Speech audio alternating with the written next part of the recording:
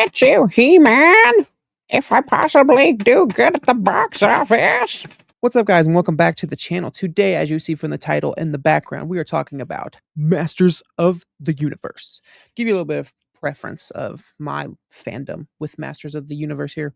I know just a little bit, just a tiny bit, like basic level knowledge of Masters of the Universe. I know it mainly from my dad, who grew up watching the cartoons in the 80s. He was a big fanatic of that, so I've watched a couple episodes, and then I watched the Netflix, I guess you could call it reboot or revival, what do you want to call it, from a couple years ago, involved with Kevin Smith. Watched a couple episodes of that, but that was good.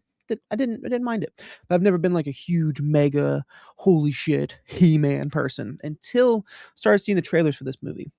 And the trailers for this movie really intrigued me because Skeletor looked badass. They were doing a really good, grounded, dark fantasy version of Masters of the Universe, and that looked fucking badass to me.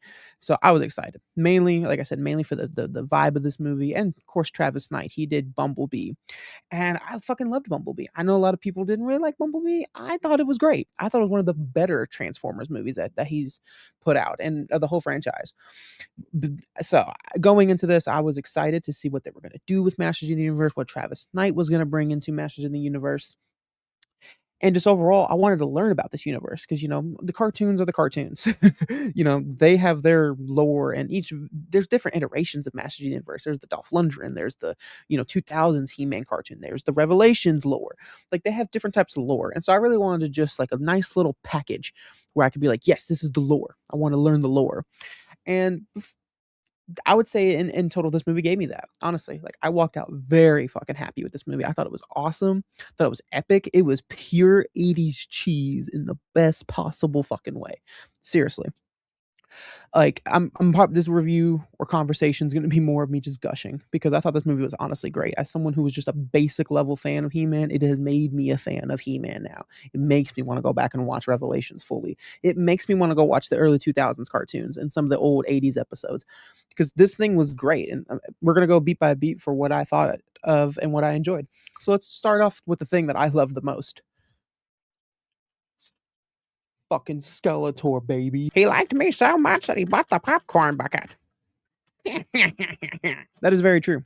I thought this movie was badass, so badass that they did Skeletor in the way that I'm like, I need that popcorn bucket. I need the fucking head of Skeletor in my room, just aura farming. Because holy shit, man, what? Jared Leto. I'm not gonna say I owe you an apology. But what the fuck? You did great as Skeletor, man. The voice was on point. The mannerisms was on point. He was menacing and statistical and kind of whimsy in some parts. Long, Titania shall witness mine eyes.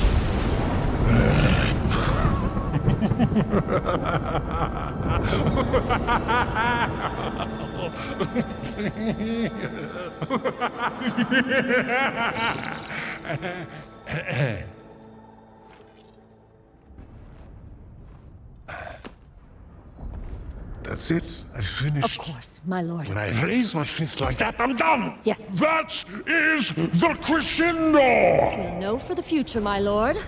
I mean, he calls He-Man a boob. Like, that's what? But I loved him so much as a villain that it fucking was like, I don't want to see him get his ass kicked because I want him to, like, not succeed, but I just want to keep watching him on screen. I don't know what that says about me, but I loved Skeletor so much that I was like, I want to just keep watching you do your thing, man. Like, yes, be menacing, be fucking villainous. I thought they did a great job with him. Other thing is, I don't know the actor's name, but the dude they got to play He-Man, I thought was great.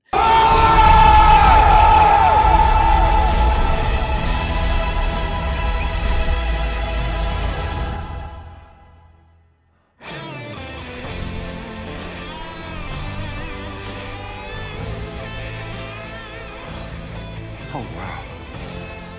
I thought he did the part. He looked great in his little, pelt and shit. I thought he was great.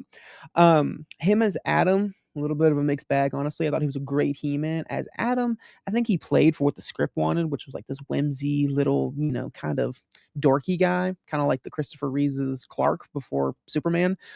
I kind of got the vibe of that. which, if you know, I really don't like Christopher Reeves as Clark Kent. I think as Superman, he's great. As Clark, that can get a little redundant. And I kind of felt the same way here with him as Adam. I thought it got a little redundant and a little tedious. Just this bumblebee nature, and this little like, I don't know what I'm doing, and this is this, and this is that. Like, it got a little old after a while. And I'm like, all right, we get it. We get it. We get it. He's not the brightest fucking apple in the whole batch of fucking fruit. I get it.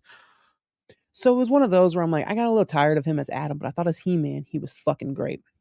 I thought all the side characters played exactly what they needed to play. You know, we have Tila. I thought she was great for what the purpose of the story that she was there for.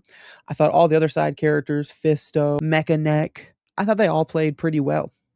I think the standout, I don't even call him a side character. He's a pretty, like, I would say a co-lead with He-Man and Telia, was Man-at-Arms, played by Idris Elba. I thought he did great. I thought he was one of the best standout performances in the whole movie. I thought he was really good. I thought he had a really good character arc by the end of the movie. I enjoyed his character a lot. Fucking music, the score in this movie was fucking chef's kiss. It has this like 80s synth wave to it with this like little bit of guitar. Meow, meow, meow, meow, meow, meow. Like, it's badass. Like, I love the score. Like, I actually will find myself wanting to listen to this. Like, I got home and started looking on YouTube and saw they had the playlist ready. I'm like, oh, I can't wait to listen to this in the fucking gym or just out and about, man. This fucking, I love like synthwave music. So you add some like 80s synthwave mixed with a little bit of rock and roll. Like, that shit's fucking lit. I will say there was some moments where they like did a needle drop of like music, like actual like songs. I thought they were a little weird, especially like it's the What's Up song by five blonde chicks or something like that. I thought that needle drop was a little odd. I was like, why are we playing What's Going On right now? That seems a little weird. But other than that, I thought the fucking music was killer. I will say I have a few cons, a few like little negatives. They're not bad. I do wish that the comedy was a little dialed back. I feel like there was moments where we should have stayed serious, but we turned it into a joke, and we did a little too goofy with some things. Wish we had played a little more serious.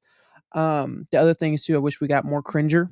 I wish Cringer was in the movie more, not just Battle Cat, but also Cringer, because Cringer and Battle Cat don't show up until the third act of the fucking of the movie. And I'm like, that sucks. I wish we would get more Cringer. But like, again, overall, man, I mean, there were some parts, obviously, if I wanted to like nitpick and like really like plot hole the story, there were some issues for sure. But I walked out really having a good time with this movie. Honestly, like I really hope this does, even though jokes aside from the opening, I really hope that we do get a sequel, because I really think there's a lot of potential here they could do with this. There's a lot of things that I feel like can be expanded on, and I like the way that we ended it in the sense of we're setting up something greater and setting up a really good team up slash battle. And I'm just honestly like, yes, I want to see that. I think there's so much potential with this universe. You could do spin-offs, you could do prequels, you could do all kinds of shit. And I think they found a little avenue to get into Masters of the Universe. You know, I feel like there's so much things you could do that they've tried for years to reboot. Again, with the cartoons, with the anime special and shit like that. I feel like they've tried so hard to find an avenue that works for He-Man. I think this is the avenue. Be whimsy, be comical, be cheesy. I mean, it's a freaking dude, buff Arnold Conan the Barbarian looking dude fighting a goddamn skeleton in fucking space on a planet called Eternia with a dude named Fisto and Mechaneck. You can't get fucking cheesier than that. Like, come on, just lean into the cheese, you know? So like I enjoyed it, honestly. As a casual He-Man fan, I am now invested. I am now into He-Man. I'm all on the same wavelength as you guys. I'm like, this is fucking badass. So you guys let me know what you think down below, and I will see you guys in the next one. Peace.